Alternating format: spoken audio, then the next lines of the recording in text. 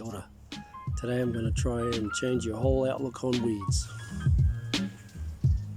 When people see my garden, a common reaction I usually get is something like, what the hell is this? Or looks like someone feral lives here, or so this is the general impression that people usually have when they see a garden like this, overrun with all weeds and looking all messy. So we all have this deeply ingrained idea associating weeds with negativity, or even evil. It's like a curse, an invasive pest that makes our gardens look all messy and wild and unkept and overgrown, preventing vegetables from growing properly. And that's why most people spend so much of their time on it's almost like a war on weeds, trying to get rid of them, suppressing them, spraying them, and so there's all this stigma attached to weeds. We all have this idea that gardens are supposed to look all manicured and neat and orderly, like one of those like those aristocratic garden estates, and in a way this is a kind of a colonial mindset that we've adopted. It's like taming the wild so it looks more civilized, and so I believe we need a bit of a radical shift away from this kind of thinking, and the whole way we look at weeds. For me, the real weeds are grass, lawns, or monocrop gardens or monocrop farms.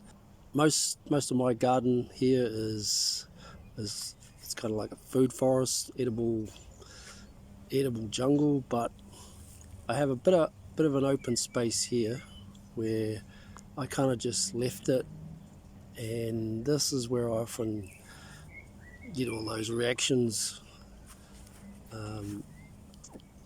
So if you have a look here, I'll give you a quick quiz question. Which of these plants here are beneficial and which are non-beneficial? The correct answer is everything. Everything is beneficial. Apart from a few herbs and vegetable seeds that I threw in here, most of this garden bed just came up by itself, and I leave it all to go to flower, and it goes to seed, reseeds itself, and this is actually the most productive and most harvested part in my garden. It's completely self-sustaining. It's an ecosystem, and it's packed with nutrient-dense, edible and medicinal plants, and just to give you an example, this one here is called what we call puha, and it's considered a weed around here, but it's a traditional staple vegetable that I eat and my family eat all the time. So the puha is actually a superfood, and it's just packed with all this nutritional and all these medicinal properties, and it's actually more potent than kale as a superfood. And we like I said, we eat this all the time with soups, salad. Put it into boil-ups, and it's really good with fish as well.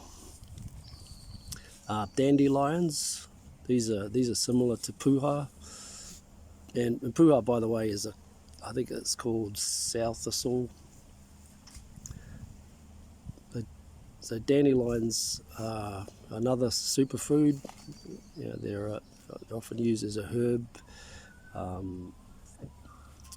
They also have these flowers similar to the puha, so that brings in bees.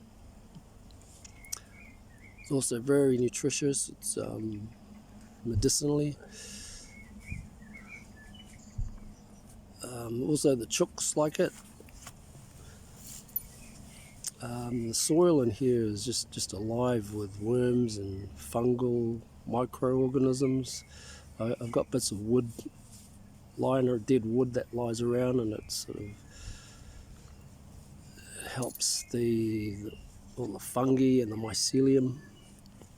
So the soil here is really good. Another plant that I've got growing in here is a lot of white clover, which is it's a really good nitrogen fixing plant, and acts as a really good ground cover and just protecting the soil from keeping it moist. I've got other stuff here like dock, and this helps to mine nutrients from deep down. Together all of these weeds, they help to feed the microorganisms. There's also all sorts of wildflowers to attract pollinators. I've got a couple of root crops in here like daikon and yukon, which help to also break up the soil, loosen the soil a bit. They both have edible leaves as well, so it's a good plot, very productive. And with all this biomass here, I can just sometimes hack it back if I need to add a bit of green manure, bit of mulch to fertilise the soil, to act as a ground cover, and especially if there's any bare spots, I usually give it a bit of a chop and then just spread it. So there's heaps of benefits, and I never have to water it, don't have to till it or anything like that. I don't have any pest problems. If I grew just a monocrop of lettuce or something like that, it'd be like putting on an all-you-can-eat banquet for slugs and snails. But with this kind of diversity that you have with all these different plants, you don't have that problem, because the bugs, the slugs, they don't know where the party's at, and they can even get lost in there almost. I also have chickens that come through and they'll pick them off. But the idea is, with this diversity, it's just a lot better than monocrops in terms of slugs and bugs and stuff. There's a heap of different plants to keep them distracted away from the different plants. And these weeds, or these wild plants, they're actually very resistant to a lot of the different bugs and slugs. They just leave them alone. So getting back to my question about what's beneficial, what's not, it all is. And in the gardening and horticulture world, people tend to discriminate between beneficial, non-beneficial plants, beneficial insects, non-beneficial insects. But in nature, when you think about it, there's no discrimination. These are all abstract labels and concepts that humans impose on nature. From an indigenous worldview, and more specifically from a Maori perspective, it's all respected equally. Everything in nature has its own, what we call a mauri, or life force, and so they've all got their own inherent value, their own intrinsic value, which is no less or no more than ourselves. And so there's no such thing as beneficial, non-beneficial.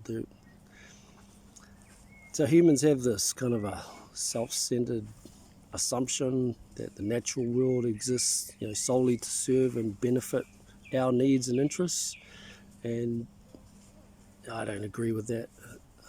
It's not a Maori perspective. It's not an indigenous perspective, and that's why I don't weed. So weeds are largely, I think, misunderstood and undervalued. They kind of act as nature's self-defense mechanism, I guess. So when wilderness areas get stripped or deforested or depleted, nature usually responds by covering it up, repairing those wounds, and it's usually weeds or pioneer plant species which do the work. And over time they cover up the bare soil, the exposed soil, and they gradually re-nourish and regenerate the area with, over time, forest. So these kind of plants, they have the ability and the resilience to grow in some of the worst, harshest soil conditions. And so in gardening and farming, we need to, I think we should allow weeds to just flourish, and to bring back depleted soil back into a healthy ecological balance. So just as weeds have the power to heal soil life and to heal forests, I think they have the same healing properties for people. And some of the most potent medicinal plants in the natural world are actually weeds. People all over the world have understood and have used the weeds throughout history. They've understood the value of them. Here in Aotearoa, we have so many wild plants and weeds and fungi that are just like this. They're just so packed with nutrients, medicinal elements and properties, but nobody really understands it. So if your garden is starting to look a bit weedy, a bit overgrown, before you think about pulling out the weeds and spraying herbicides, try and learn a bit more about them. Learn about how they were used by indigenous people in that area, wherever you are. And because you never know, you might have a cancer-fighting superfood, growing right under your nose. And so, step back, let nature do its thing. If you see a few weeds here and there, try and learn about them. Nature's our best teacher. And it reminds me of a proverb that we have here, ko au ko te taiao, ko te taiao ko au. And this basically translates as, I'm the environment and the environment is me. And it just talks about how my well-being is a reflection of, and it's dependent on the well-being of the environment. And so that's it. Mauri ora.